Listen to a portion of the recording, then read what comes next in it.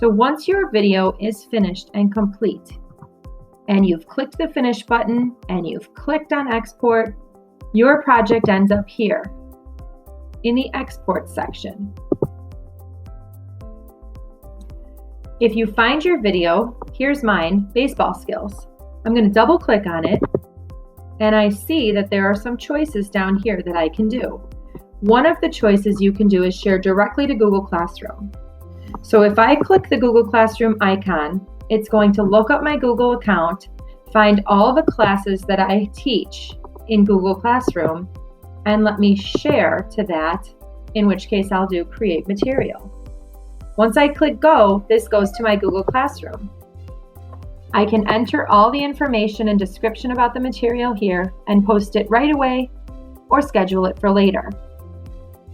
The one caveat with doing this is that right now this video is private. So even students who have the link to view it won't be able to unless I unclick the lock and change the video to public. Once the lock is open, anybody who has the link to it will be able to view my video. My video lives on WeVideo's server. That is one way you can share your video with students. However, if you don't have Google Classroom or you're not comfortable making your video public, you can download the video. So I'm going to click the download button. The video is going to download to my computer.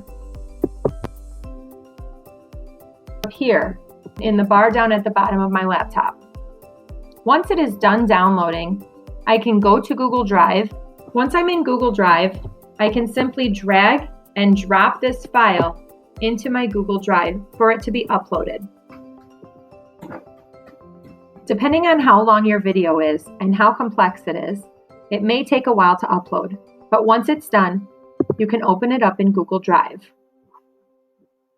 Even if it says we're still processing this video, you can click on the three dots in the corner and change the sharing settings. If you're planning on sharing it only to students, you can click on Get Shareable Link and make it viewable to anyone at CCSD 15.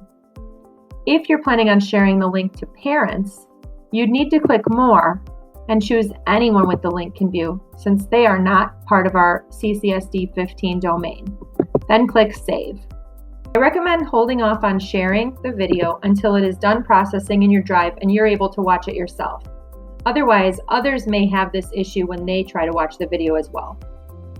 You can copy that link and put it in an email or Seesaw or Google Classroom, anywhere you'd like to share that link with others. One final way to share the project directly to Google Drive is in the Finish button. Set a title for your video, click on Set, and in the Destinations window, instead of marking WeVideo, choose Google Drive as well. This will take your video and export it directly to your Google Drive. Once you click Export, you will get an email when your video is finished. Hopefully this tutorial helps you export and share the great videos that you're making for students and their families.